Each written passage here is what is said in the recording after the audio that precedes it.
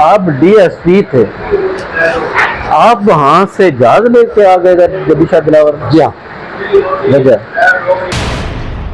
جو غیر اللہ کے نام پہ ایک چیز دی جاتی ہے وہ حرام ہے، تو آپ کیا سمجھتے ہیں کہ جب وہاں سے بکرے لا کے یہاں پہ ذبح کیے جاتے ہیں تو جو کروڑ پتی بنے مجاور وہ کون ہے؟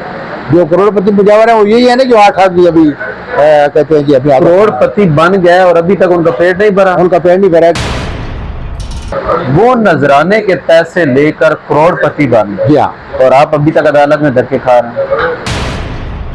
یہ تو آپ نے دعویٰ کیا ہوا ہے ان کو کہ یہ چندہ کھا رہے ہیں، لیکن آپ دیکھ نہیں رہے کہ ایک طرف مسجد ہے، اللہ کا گھر ہے، وہ غیر آباد پڑی ہے، وہاں سجدہ دینے کے لیے کوئی تیار نہیں ہے، لیکن قبر پہ سجدے کیے جائے۔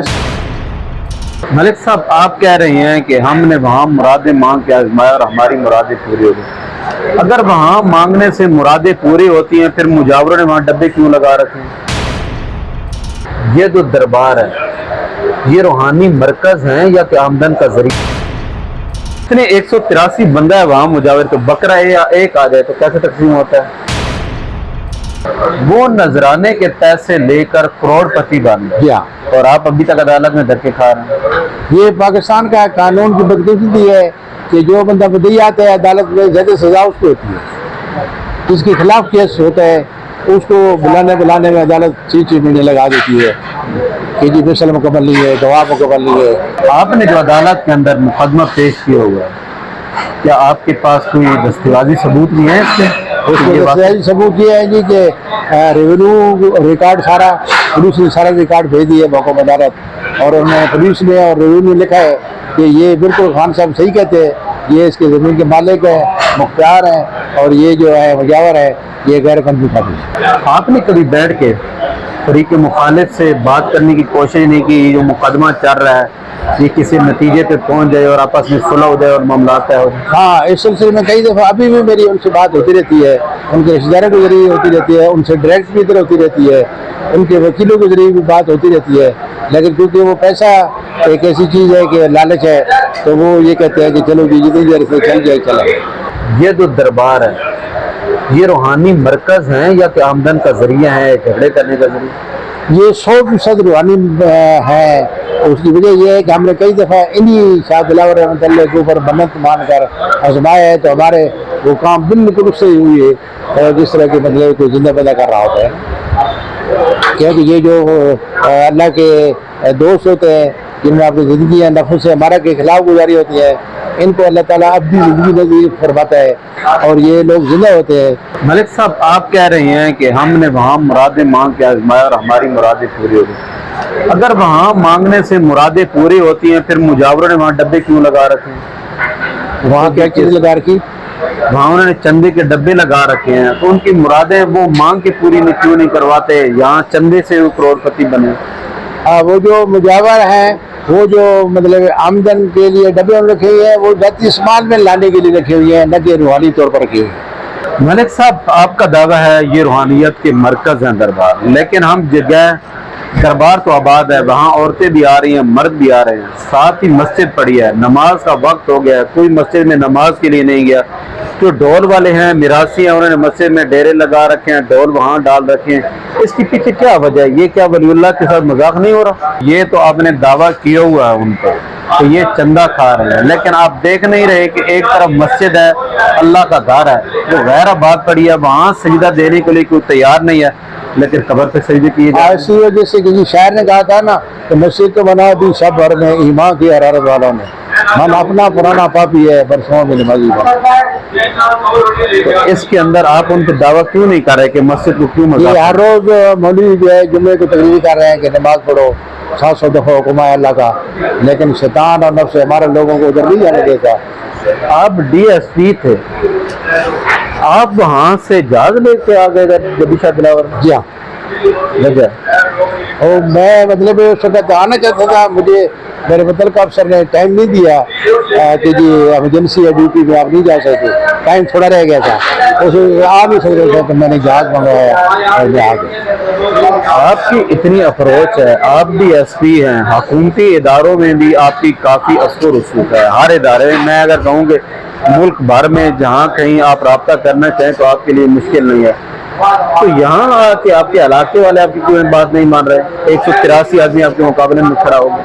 और 183 आदमी तो बता रहा हूँ ना कि सब केवल छोड़ गए मेरे समझाने पर, दोस्तों को समझाने पर। अभी ये जो साथ रह गए हैं ये इनको समझाने की कोशिश कर रहे हैं। नहीं, आप कह रहे थे जो छोड़ गए उसके बावजूद उनके अंदर वो तकसीम हो रहा है सब। वो तकसीम तो वो उनको देते हैं चोरी छुपे और वो अपना ले लेते हैं ऐसा।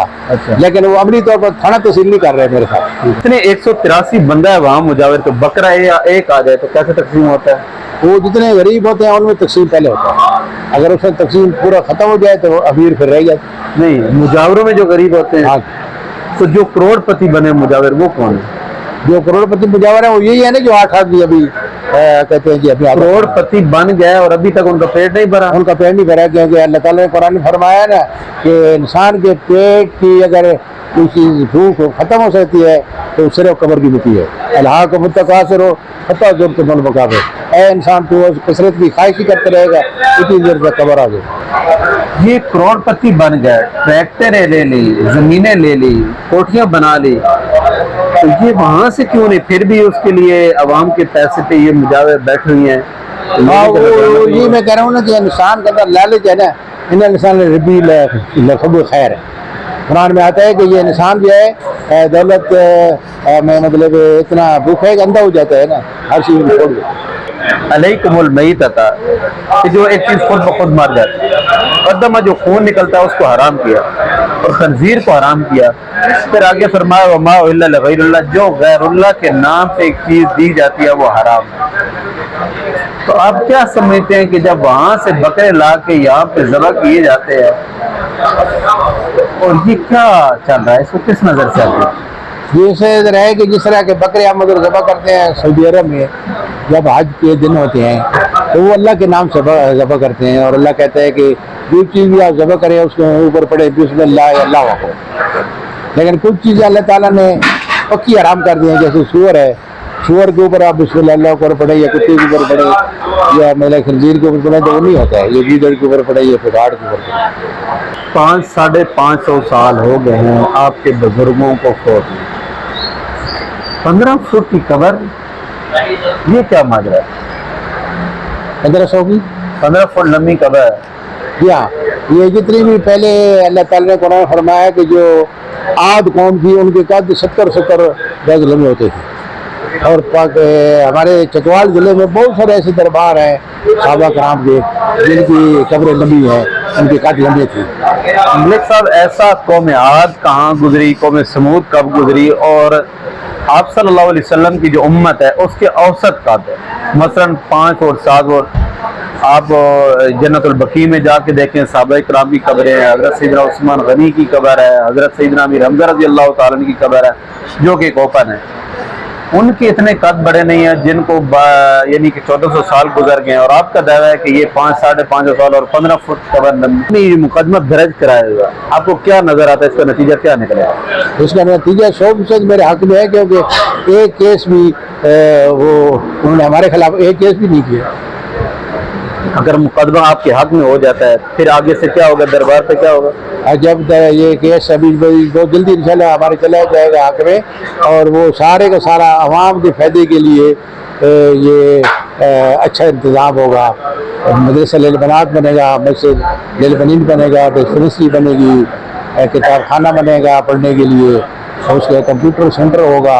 20 करोड़ आप कह रहे हैं कि गड़प हो चुका है, इसका क्या होगा? ये जो पैसा जो है वापस आ जाएगा, ड्राफ्ट मुकम्मल हो गए, ये अभी इसी हफ्ते दायर हो रहा है। आप क्या चाहते हैं कि ये मुजावरी वाला सिलसिला आप खत्म करवा देंगे अगर आपकी कंट्रोल में? हाँ, ये मुजावरी वाला सिलसिला खत्म हो जाएगा, जो पैसा आएगा वो सारे का सारा दरबार के ऊपर खर्च होगा। बहुत शुक्रिया नाजरीन, हमारे साथ मौजूद थे खान अब्बास अख्तर साहब जो माशाल्लाह रिटायर्ड DSP हैं रेंजर से और बहुत बड़ी शख्सियत है। इनका ये दावा है, ये कहना चाहते हैं कि जो दरबार के नाम पे पैसा आ रहा है, करप्शन हो रही है उस पर, और वो लोग करोड़पति बन चुके हैं और उन्होंने अपनी कोठियाँ बना ली, अपनी गाड़ियाँ बना ली, सब कुछ बना लिया। कब्र पे बकरे आते हैं और वो जो मुजाविर होते हैं वो आपस में तकसीम करते हैं, मुर्गे आते हैं वो आपस में तकसीम किया जाता है, वो खा रहे हैं। और इनका ये दावा है کہ جو لوگوں کو میں نے مقدمہ کیا اور ان کو میں یہ سمجھایا کہ یہ جو دربار پہ پیسہ آتا ہے آپ لوگ کھاتے ہو، قانونی حساب سے بھی آپ مجرم ہو اور شرعی طور پہ بھی مجرم ہو. کچھ لوگ درمیان سے ہٹ گئے، کچھ نہیں بلکہ اگر کہا جائے 183 آدمی تھے اور 8 آدمی رہ گئے، یعنی 170 جو ہے وہ 175 وہ لوگ سارے کے سارے ہٹ گئے. لیکن ملک صاحب کا یہ بھی دعویٰ ہے کہ ابھی تک بھی چھپے لوگ وہ نذرانے لے رہے ہیں، اور ان کا کہنا ہے کہ اگر مقدمہ میرے حق میں آ جاتا ہے، اور 100% اطمینان کا اظہار کریں کہ جب حق میں آ جاتا ہے ایک تو 20 کروڑ روپیہ میں ان سے لوں گا، اور اس کے بعد وہ لے کے بھی، اور اس کے بعد جو آمدنی آئے گی وہاں یونیورسٹی یا وہاں لائبریری یا بچوں کے لیے مدرسہ، بچوں کے لیے مدرسہ، مسجد کی تعمیر، یعنی وہ فلاح بہبودی کے اوپر جو ہے وہ خرچ ہوگا. جو درباروں کے نام پہ یہ کاروبار ہو رہا ہے، اللہ کے ولیوں کی تعلیمات کے ساتھ سرعام مذاق اڑایا جا رہا ہے، اور کچھ ایسے لوگ ہیں اب ان کو بے نقاب کرنا چاہتے ہیں جس طرح ملک صاحب نے بے نقاب کیا، اور فقط کس لیے کیا کہ شرعی حساب سے بھی حرام ہے ایک چیز اور قانونی حساب سے بھی حرام ہے. تو آپ بھی ہمارے ساتھ آئیے، ہمیں ہمارے کمیونٹی کے اندر اظہار کیجیے، انشاءاللہ ہم آپ سے رابطہ کریں گے اور آپ کی آواز ہم پہنچائیں گے. شکریہ.